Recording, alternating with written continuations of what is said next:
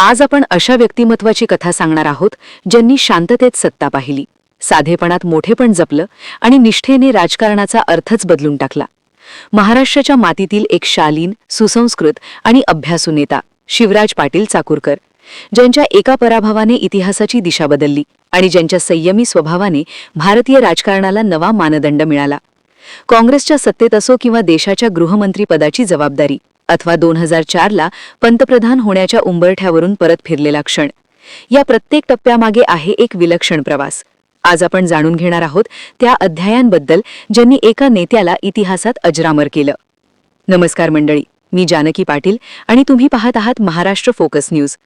शिवराज पाटील चाकूरकर महाराष्ट्राच्या राजकारणातील एक शालीन, सुसंस्कृत आणि मृदुभाषित नेतृत्व म्हणून देशभरातील जनतेने ज्या नेत्याकडे आदराने पाहिलं, त्या व्यक्तिमत्वाने आज सकाळी वयोमानानुसार अखेरचा श्वास घेतला. 24 ऑक्टोबर 1935 रोजी लातूरच्या चाकूर येथे जन्मलेल्या शिवराज पाटील यांनी प्राथमिक शिक्षण गावात तर उच्च शिक्षण उस्मानिया विद्यापीठ आणि मुंबई विद्यापीठातून घेतलं.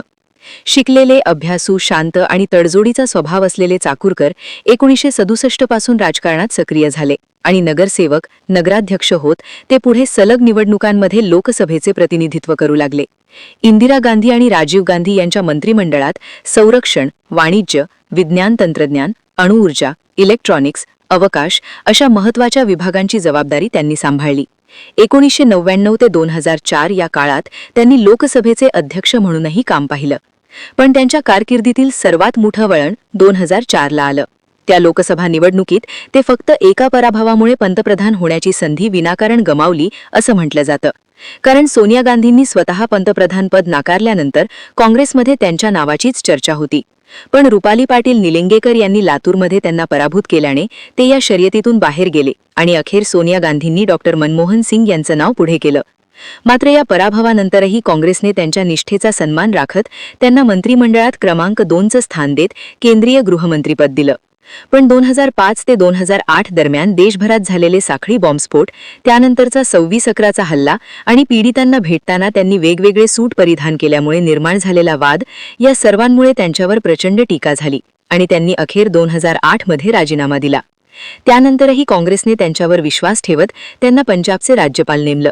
परंतु 2014 नंतर केंद्रात भाजपचं सरकार आल्यानंतर त्यांनी सक्रिय राजकारणातून कायमची निवृत्ती घेतली. सत्यसाई बाबा यांच्यावरील श्रद्धेमुळे ते अनेकदा वादात सापडले, तर गीतेचा सखोल अभ्यास ही त्यांची ओळख होती. त्यांना एक मुलगा आणि एक मुलगी असून त्यांची सून डॉक्टर अर्चना शैलेश चाकूरकर आज भाजपसोबत सक्रिय आहे. गेल्या अनेक महिन्यांपासून ते आजारी होते आणि 12 डिसेंबर 2024 रोजी त्यांनी जगाचा निरोप घेतला. त्यांच्या निधनावर पंतप्रधान नरेंद्र मोदी यांनी दुःख व्यक्त करत त्यांच्या दीर्घ सार्वजनिक कारकिर्दीची आणि राष्ट्रकार्यातील योगदानाची आठवण करून दिली.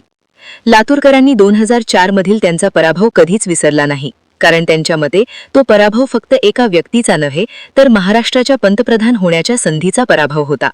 आज या शांत, संयमी, अभ्यासू नेत्याने अखेरचा निरोप घेतला असला तरी त्यांची राजकीय परंपरा आणि शिष्टाचाराचे धडे देशाच्या राजकारणात कायम स्मरणात राहणार आहेत. त्या काळातील राजकीय वातावरण आणि शासनाची केंद्रातील समीकरणं पाहिली तर शिवराज पाटील चाकूरकर यांचं व्यक्तिमत्व काँग्रेससाठी सर्वात विश्वसनीय, स्थिर आणि शालीन पर्याय मानलं जात होतं. सोनिया गांधींच्या अगदी जवळच्या सल्लागारांपैकी ते एक होते आणि पक्षनिष्ठा, शिस्त आणि कोणत्याही वादात न अडकता काम करण्याची त्यांची पद्धत काँग्रेस नेतृत्वाला भावायची. त्यामुळेच 2004 मध्ये ते पराभूत होऊनही पंतप्रधान पदाच्या शर्यतीत त्यांचं नाव सर्वाधिक चर्चेत होतं. पण नियतीचा खेळ वेगळाच होता. लातूरकरांनी केलेला पराभव केवळ राजकीय आकडा नव्हता, तर इतिहासाचा मार्ग बदलणारा क्षण ठरला. कारण त्या एका पराभवाने भारताला डॉक्टर मनमोहन सिंग यांच्या रूपाने एक तज्ज्ञ अर्थतज्ज्ञ पंतप्रधान मिळाला, तर शिवराज पाटील चाकूरकर यांचं देशाच्या सर्वोच्च पदावर जाण्याचं स्वप्न कायम अपूर्णच राहिलं. हीच घटना आजही लातूर आणि महाराष्ट्राच्या राजकीय इतिहासात एक "काय झालं असतं जर" असा प्रश्न उभा करणारी ठरते. पण चाकूरकर यांच्या शांत, संयमी नेतृत्व शैलीने, वर्षानुवर्षे केलेल्या सेवाभावी राजकारणाने आणि संसद तसेच मंत्रिमंडळातील उल्लेखनीय कारकिर्दीने त्यांचं स्थान भारतीय राजकारणात अनन्यसाधारण पक्क करून ठेवलं. त्यांनी पद किंवा सत्ता यापेक्षा कर्तव्याला आणि प्रामाणिकपणे काम करण्याला नेहमीच प्राधान्य दिलं आणि म्हणूनच त्यांच्या निधनानंतर आज देशभरातून उमटणाऱ्या शोक प्रतिक्रिया हे स्पष्ट सांगतात की राजकारणात वादविवादांच्या पलीकडे जाऊन माणूस म्हणून त्यांनी कमावलेला आदर खरा अमूल्य आहे.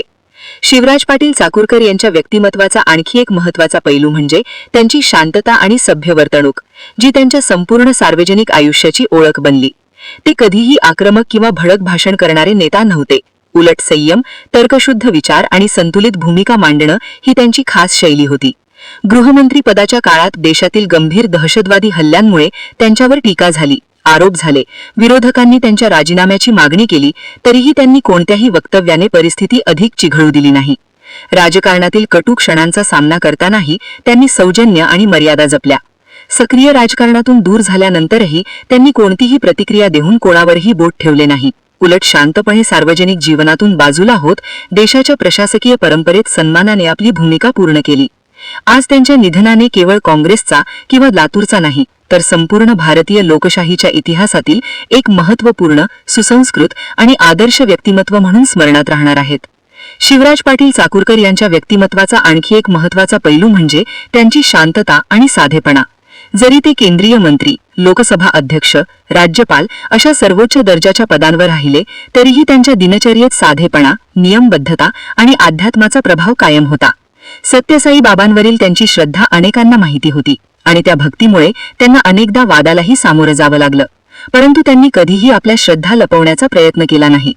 गीतेचा त्यांना असलेला अभ्यास इतका सखोल होता की ते अनेकदा लोकांना जीवनातील संतुलन, कर्तव्य आणि शांततेचं महत्त्व सांगत. सत्ता आणि प्रसिद्धीच्या शिखरावर असताना देखील त्यांची राहणीमानातील साधेपणा, कोणताही दिखावा न करता मितभाषीपणा पाळणं हीच त्यांची खरी ताकद होती. सार्वजनिक जीवनात इतके वर्ष घालवल्यानंतरही त्यांनी कधीही अहंकार दाखवला नाही. उलट सर्वसामान्य कार्यकर्त्यांशी संवाद साधताना ते नेहमीच मोकळेपणाने, प्रामाणिकपणे वागत. त्यांच्या निधनानंतर अनेक ज्येष्ठ नेते, प्रशासकीय अधिकारी आणि कार्यकर्त्यांनी एकसुरात म्हटलं, अशा स्वभावाचे, अशा चारित्र्याचे नेते आता दुर्मिळ झाले आहेत. अशा या साधेपणा, प्रामाणिकपणा आणि आध्यात्मिकतेचा संगम असलेल्या नेतृत्वाने भारतीय राजकारणाला एक वेगळाच मानदंड दिला आणि म्हणूनच त्यांचं जाणं म्हणजे एका सुसंस्कृत परंपरेचा शेवट जणू भासतो.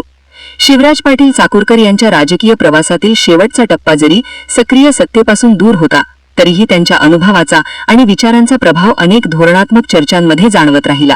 पंजाबचे राज्यपाल म्हणून त्यांनी संयम, मुत्सद्दीगिरी आणि प्रशासकीय शिस्तीचं उत्तम उदाहरण घालून दिलं.